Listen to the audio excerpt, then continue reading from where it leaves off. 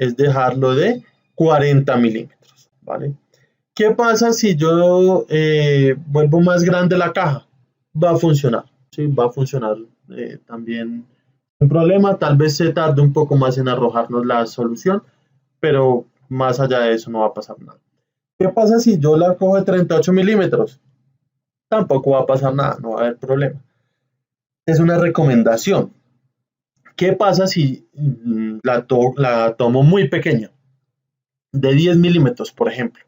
Entonces ahí sí voy a tener un problema, porque él no me va a arrojar un error como tal, pero no estoy cumpliendo con las condiciones que me han dicho los creadores del software y posiblemente los resultados que yo obtenga no se van a parecer a los de la realidad.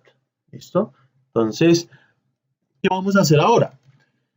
Vamos a tomar la caja, la longitud, la vamos a dar de 50 milímetros, es decir, del mismo largo del sustrato. El ancho lo vamos a dejar de 40 por un lado, 40 por el otro de separación. Fíjense que por eso los tomamos de esa manera. Y el alto, entonces 40 milímetros por arriba y 40 milímetros por abajo. Quiere decir que la longitud, perdón, voy a pasar acá para que ustedes lo puedan ver más fácilmente. Nuestra longitud entonces va a ser, en el eje Y va a ser la misma del sustrato, que van a ser 100 milímetros. ¿Listo? 100 milímetros. En X, entonces vamos a tomarla como los 50 milímetros más 40 por este lado y 40 por este otro lado. Es decir, vamos a tomar un total de 130 milímetros. Y en Z, entonces vamos a tomar 40 milímetros hacia arriba, 40 milímetros hacia abajo. Quiere decir que va a tomar 80 milímetros. Y vámonos al simulador a crear esa caja externa. Entonces, configuremos primero el nombre, caja externa o caja de aire. El material, pues será aire. Lo buscamos ahí está. Aceptar. El color, bueno, el color que ustedes quieran, yo voy a tomar este. Y acá sí que es importante la transparencia, ¿cierto? Porque esta caja es la que va a cubrir toda la estructura. Entonces, si la caja fuera opaca, pues no voy a ver nada de lo que está dentro y dificultaría entender la estructura como tal. Entonces, le voy a colocar una transparencia alta, 0.8, aceptar. Ahí ustedes ven la caja. Se recuerden siempre darle acá a Fit para tener la estructura completa. Y vayámonos a las dimensiones. Voy a colocar entonces en X, dijimos que era 130 milímetros. En Y dijimos que me da lo mismo que el sustrato, 100 milímetros. Y en Z dijimos que medía 80 milímetros. ¿Qué pasa si yo la coloco en 000? Error, ¿cierto? ¿Cuál es el error? Pues que eso no me quedó centrado de ninguna manera. Lo tengo que centrar tanto en X como en Z. En Y pues no va a ser importante.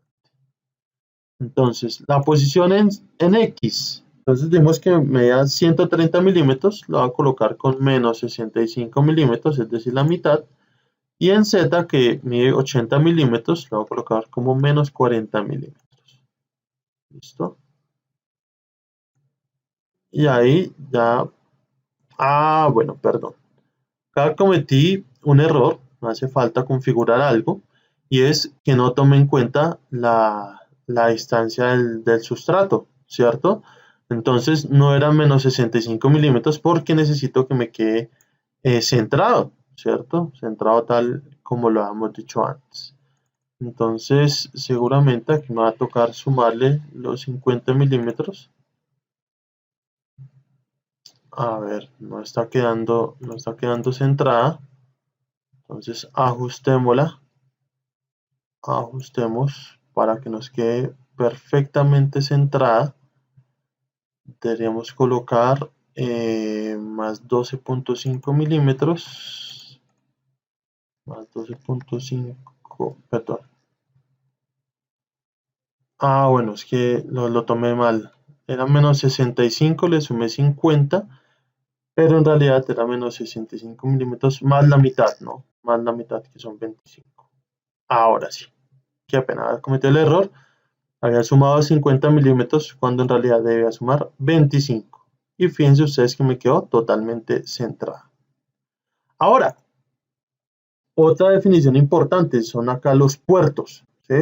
Acá, pues digamos, como ustedes lo vieron en la imagen inicial, donde teníamos la figura real microstrip, pues acá tienen dos conectores SMA, o los conectores que ustedes, pues bueno, para impreso, pues generalmente son SMA, pero podemos tener cualquier otro tipo de conectores tipo BNC, conectores tipo F, conectores tipo N y seguramente muchos más que existen.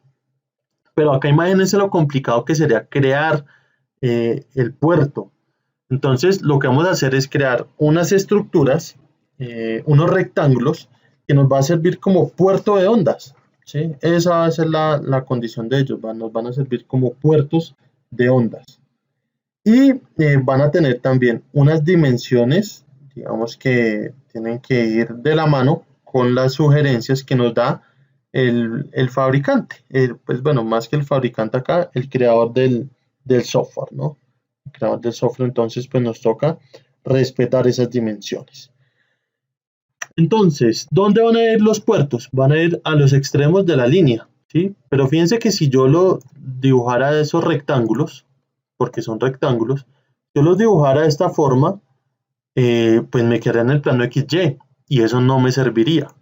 Entonces, voy a eliminar esto y voy a cambiar de plano, ¿vale? Entonces, ¿en qué plano voy a colocar los puertos? Los voy a colocar en el plano ZX, ¿listo? El plano ZX. Ahí ya me cambia el plano de referencia. Y cuando dibujo el rectángulo, fíjense que ya me queda ubicado de otra manera. ¿Listo? Entonces, ese rectángulo, ¿qué dimensiones debe tener? Y esto es importante que ustedes lo aprendan. El ancho del rectángulo debe tener entre 5 y 10 veces el ancho de la cinta. En nuestro caso, la cinta mide 3 milímetros. Es decir, que si estoy hablando entre 5 y 10 veces ese ancho, entonces serán de 15 milímetros a 30 milímetros.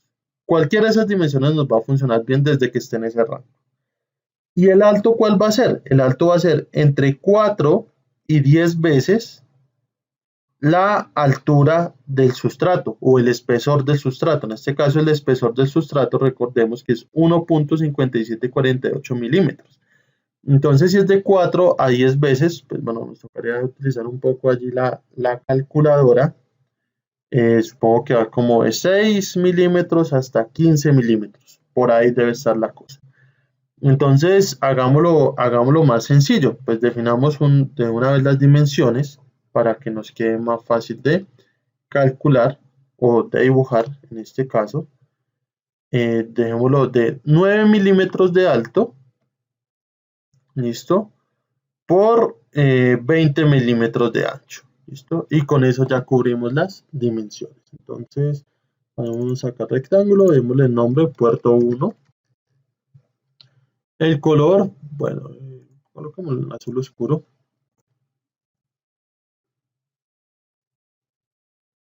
Entonces, dijimos que en X, ¿cierto? En X, que en este caso va a ser el ancho, van a ser 20 milímetros.